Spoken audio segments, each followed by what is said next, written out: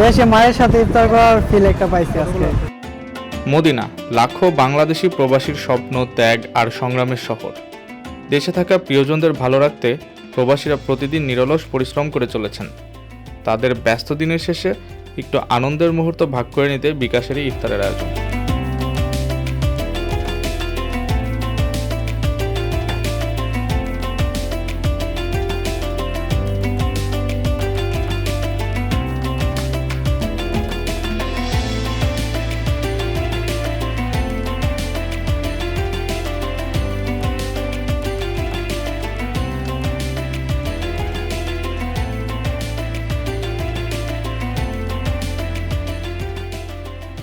এটা আমার কাছে খুব ভালো লাগছে, একটা আনন্দ সঙ্গীত যেটা এখানে ইফতার পার্টি হয়েছে, এটা যে পাকাইতে পারছি, সমস্ত রোজাদারকে খাওয়াইতে পারছি, এই জন্য আমাকে খুব গর্ব মনে করি, আমাকে ধন্য মনে করি।